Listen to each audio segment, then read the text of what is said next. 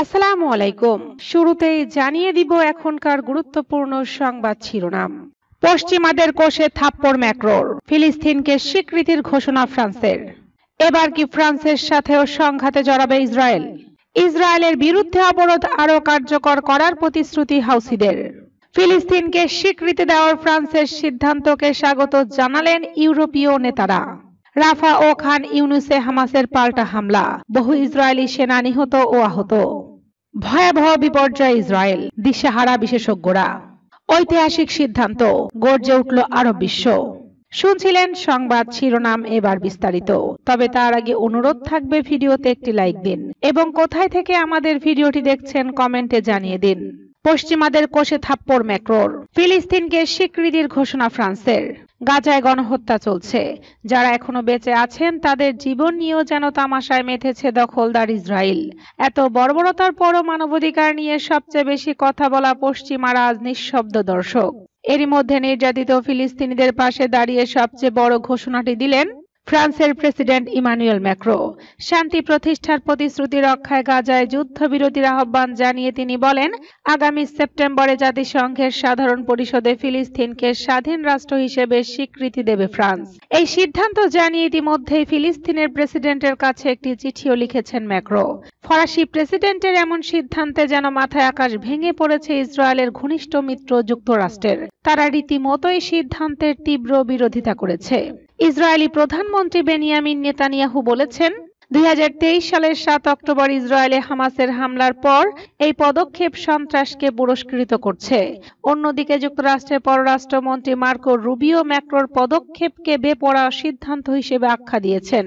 Marco Rubio বলেন, এটি হামাসের প্রচারণায় সহায়তা করবে এবং শান্তি প্রক্রিয়াকে আরো দীর্ঘ করবে। এমন সিদ্ধান্ত 7 অক্টোবরের হামলায় নিহতদের প্রতি এক প্রকার চপেটাঘাত। তবে ম্যাক্রোর পদক্ষেপকে স্বাগত জানিয়েছেন ফিলিস্তিনি কর্মকর্তারা। এবার কি ফ্রান্সের সাথেও সংঘাতে জড়াবে ইসরায়েল? ফিলিস্তিন রাষ্ট্রকে নিজেদের জন্য হুমকি হিসেবেই দেখে ইসরায়েল, ফলে দেশটি কখনোই ফিলিস্তিনি রাষ্ট্র গঠনের সম্মতি দেবে না, এমনটাই মন্তব্য করেছেন ইসরায়েলের প্রতিরক্ষা মন্ত্রী ইসরায়েল কাটজ। সম্প্রতি ফরাসি প্রেসিডেন্ট ইমানুয়েল ম্যাক্রো ফিলিস্তিনের সার্বভৌমত্বকে স্বীকৃতি দেওয়ার যে ঘোষণা দিয়েছেন তার প্রতিক্রিয়ায় এই বক্তব্য দেন কাটজ। কাটজ বলেন, আমরা এমন একটি ফিলিস্তিনি সত্তা গঠিত হতে দেব না যা আমাদের নিরাপত্তার ক্ষতি করে, আমাদের অস্তিত্বকে ঝুঁকির মুখে ফেলে এবং ইসরায়েলি ভূমিতে আমাদের ঐতিহাসিক অধিকার লঙ্ঘন করে।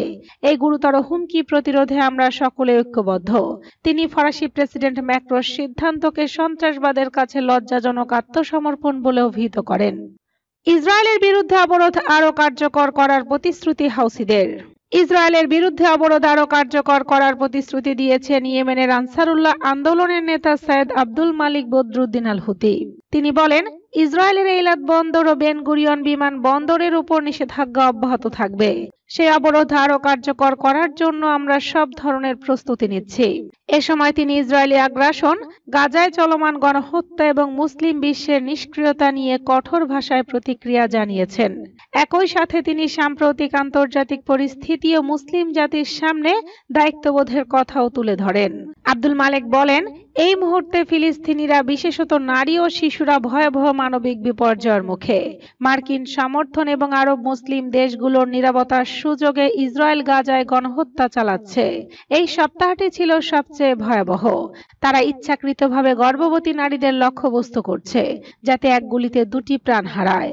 তিনি বলেন, গাজাবাসীদের অনাহারে রাখার মতো বর্বরতা শুধু মানবতা বিরোধী অপরাধ নয়, বরং এটি পুরো মুসলিম ও আরব জাতির জন্য চিরস্থায়ী কলঙ্ক।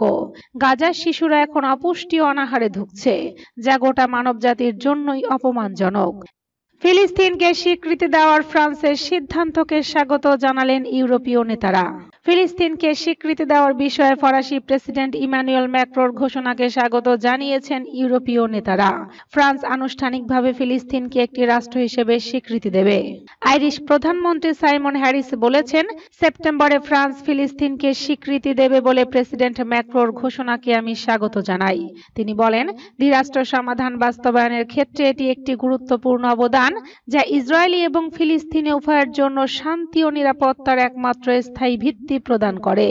স্পেনের প্রধানমন্ত্রী পেদ্রো সানচেজও ম্যাক্রোর ঘোষণাকে সমর্থন করে লিখেছেন, আমি স্বাগত জানাই যে স্পেন এবং অন্যান্য ইউরোপীয় দেশগুলোর সাথে ফ্রান্স ফিলিস্তিন রাষ্ট্রকে স্বীকৃতি দেওয়ার ক্ষেত্রে যোগ দিয়েছে। নেতানিয়াহু যা ধ্বংস করার চেষ্টা করছেন তা একসঙ্গে আমাদের রক্ষা করতে হবে। দ্বিরাষ্ট্র সমাধানই একমাত্র সমাধান। স্কটিশ ফার্স্ট মিনিস্টার জন সুইনি যুক্তরাজ্য সরকারকে ফ্রান্সের উদাহরণ অনুসরণ করার আহ্বান জানিয়েছেন। তিনি বলেছেন, যুক্তরাজ্যের উচিত আজ রাতে ফ্রান্সের উদাহরণ অনুসরণ করা এবং ফিলিস্তিন রাষ্ট্রকে স্বীকৃতি দেওয়া। শান্তির জন্য এটি অপরিহার্য। যুদ্ধবিরতি এবং মানবিক সহায়তা এখনই শুরু করা উচিত। স্লোভেনিয়ার পররাষ্ট্রমন্ত্রী তানজা ফাজন ম্যাক্রোর সিদ্ধান্তকে শান্তি এবং দ্বিরাষ্ট্র সমাধানের জন্য একটি সাহসী পদক্ষেপ হিসাবে বর্ণনা করেছেন। চেক প্রজাতন্ত্র ম্যাক্রোর ঘোষণার প্রতি প্রতিক্রিয়া জানিয়েছেন এবং দ্বিরাষ্ট্র সমাধানের সমর্থনে তাদের দীর্ঘদিনের অবস্থান পুনর্ব্যক্ত করেছে। জাপান সফরের সময় চেক প্রেসিডেন্ট পেট্রো পাভেল এই অবস্থানের প্রতিধ্বনি করেছেন। ইউরোপের অনেক অংশে ফ্রান্সের পদক্ষেপের প্রতি সমর্থন বৃদ্ধি পেলেও অনেকেই এই বিষয়ে নীরব। জার্মানি বলেছে, স্বল্পমেয়াদে ফিলিস্তিনকে স্বীকৃতি দেওয়ার কোনো পরিকল্পনা তাদের নেই। রাফা ও খান ইউনুসে হামাসের পাল্টা হামলা, বহু ইসরায়েলি সেনা নিহত ও আহত। ফিলিস্তিনের প্রতিরোধ আন্দোলন হামাস দক্ষিণ গাজার রাফা অঞ্চলে ধারাবাহিক সামরিক অভিযান চালিয়েছে, যাতে অন্তত 25 জন ইসরায়েলি সেনা নিহত বা আহত হয়েছে। হামাসের সামরিক শাখাল কাসসাম ব্রিগেড এক বিবৃতিতে জানায়, মঙ্গলবার রাফার পূর্বাঞ্চলের মাশরু জাংশন এলাকায় 7 জন ইসরায়েলি সেনার একটি ইউনিটকে লক্ষ্য করে অ্যান্টি পার্সোনেল বিস্ফোরক ব্যবহার করে হামলা চালানো হয়। এতে সেনাদের মধ্যে হতাহতের ঘটনা ঘটে।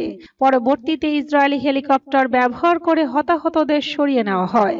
একই এলাকায় এর আগের দিন একটি বাড়িতে পেতে রাখা বোমা বিস্ফোরণ ঘটায় কাসসাম যোদ্ধারা, যখন 10 জন ইসরায়েলি সেনা বাড়িতে ঢোকে। একই এলাকায় এর আগের দিন একটি বাড়িতে পেতে রাখা বোমা বিস্ফোরণ ঘটায় কাসসাম যোদ্ধারা, যখন 10 জন ইসরায়েলি সেনা বাড়িতে ঢোকে। ওই হামলায় সব সেনা নিহত বা আহত হয় এবং তাদেরও হেলিকপ্টারে সরিয়ে নেওয়া হয় বলে জানানো হয়। ভয়াবহ বিপর্যয় ইসরায়েল, দিশাহারা বিশেষজ্ঞরা। ভয়াবহ বিপর্যয়ের মুখে পড়েছে ইসরায়েল। দেশটির বিভিন্ন অঞ্চলে বিদ্যুৎ বিতরণ ব্যবস্থায় একের পর এক বিপর্যয় দেখা দিয়েছে। এর ফলে তেল আবিবেও বিদ্যুৎ বিভ্রাট দেখা দিয়েছে। এ ঘটনায় দিশাহারা হয়ে পড়েছেন দেশটির বিশেষজ্ঞরা।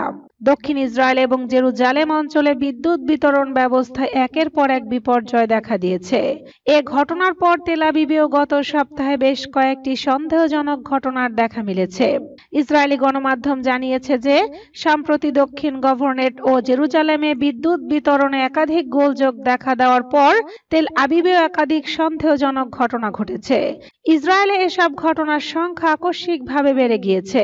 এ ঘটনা একটি বিবৃতি দিয়েছে ইসরায়েলি বিদ্যুৎ কোম্পানি। বিবৃতিতে বলা হয়েছে, বিদ্যুৎ বিতরণ ব্যবস্থায় অস্বাভাবিক একটি প্রযুক্তিগত ত্রুটি দেখা দিয়েছে, এজন্য এমন ঘটনা ঘটে থাকতে পারে।